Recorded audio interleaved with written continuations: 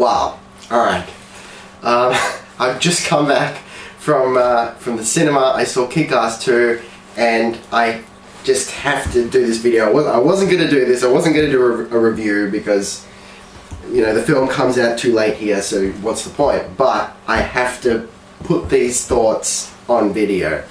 I've seen some reviews of Kick-Ass 2, and while they weren't really negative, they said some things that fundamentally, the basis of those reviews, I disagreed with them. And this is why. I'm going to drop a bombshell on you right here. Kick-Ass 2 is better than Kick-Ass 1. And I'll tell you why. It's better than Kick-Ass 1, not because it copies or rehashes what Kick-Ass 1 was and does it better, because you can't do that. That would have been, like, even if it was somehow better, if it was the same thing as Kick-Ass 1, it would have caused it to be unbetter, if that makes sense, because we've already seen it. It's better than Kick-Ass 1 because the film and the characters have evolved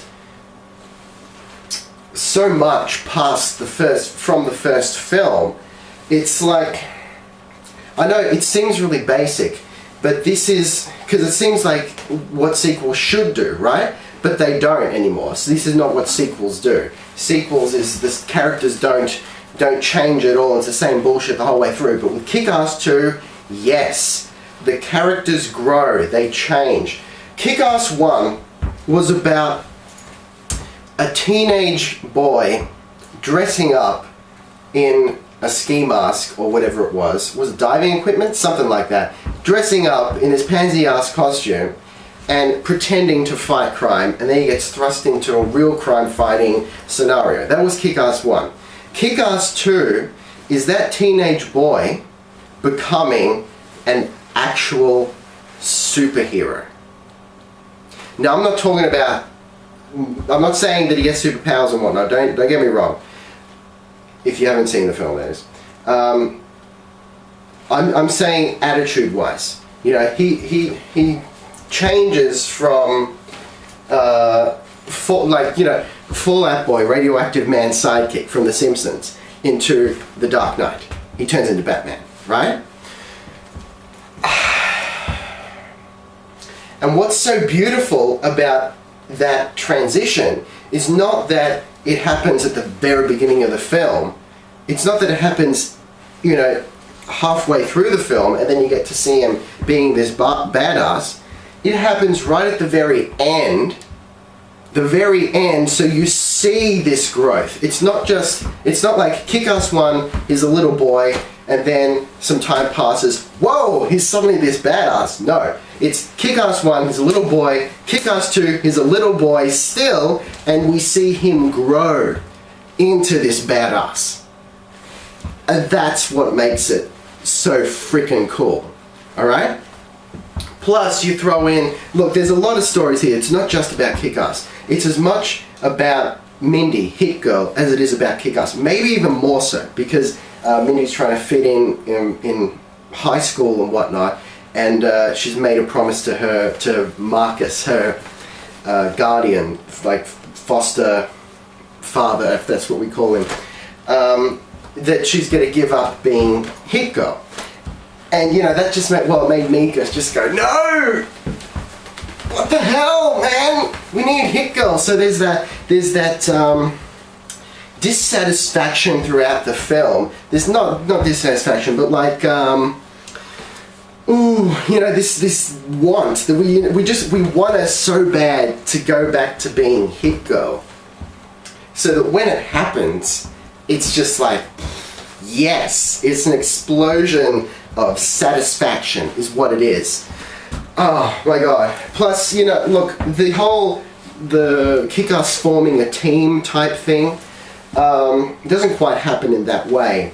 It's not as cut and dry as that, but that was a nice addition. Those characters are fun, but it's sort of like,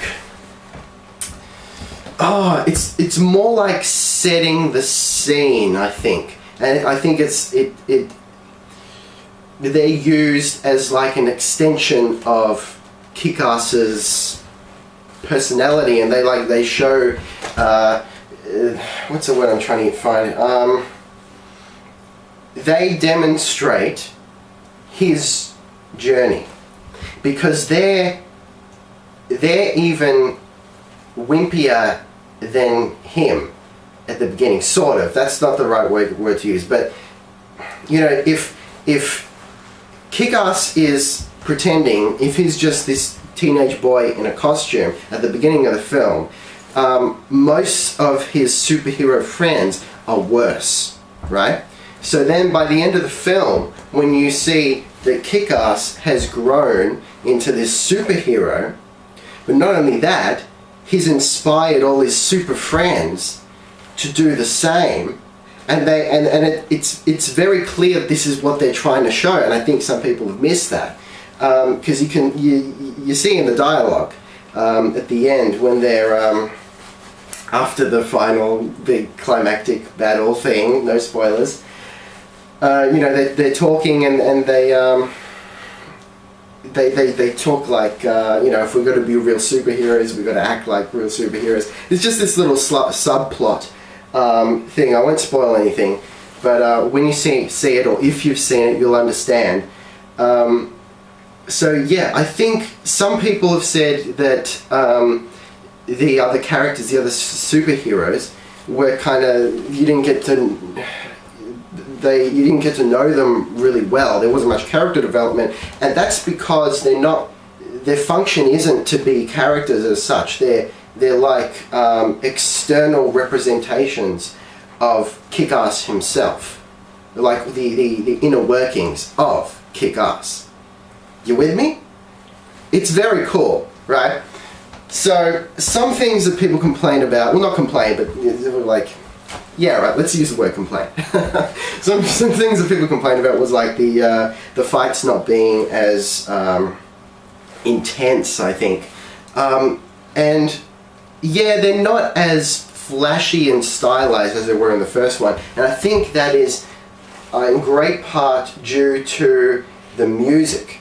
In the first Kick-Ass, the fights were coupled with these really high octane, I've never used that word before, term, but these really, really intense musical pieces. Well, musical beat songs, right? They tend not to be orchestral stuff. It was like really fast paced, like kind of, or electronic stuff.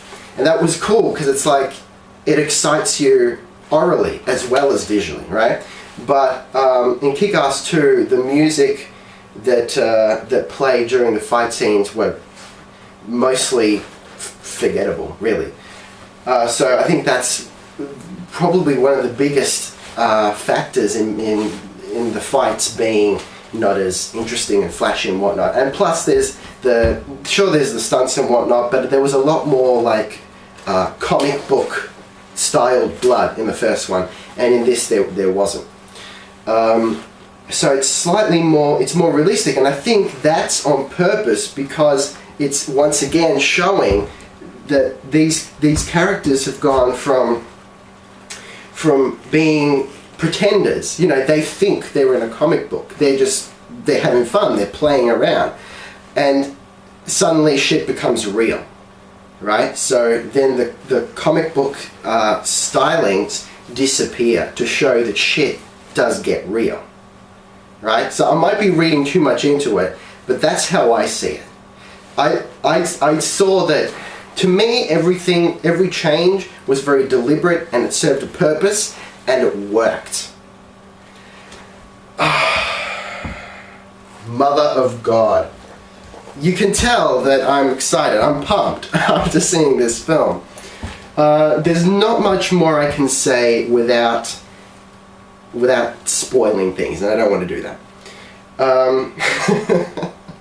So, if you haven't seen Kick-Ass 2 and you're a fan of the first one, or general superhero fan anyway, you need to see this movie. Okay? especially if you've ever thought about, even for a split second, if you've ever thought about putting on a costume and fighting crime yourself, you need to see this film. Okay? Trust me. Okay, that's it. That's all I'm going to say. Alright, one more thing. Stay until the end of the credits, because you get a little tidbit. It's not... I was kind of expecting it, but it's cool. It's just confirmation of what you're expecting to happen next. Right? So, stay after the credits, and it's all the way at the end of the credits. Last thing you see. So stay at the end of the credits to get that.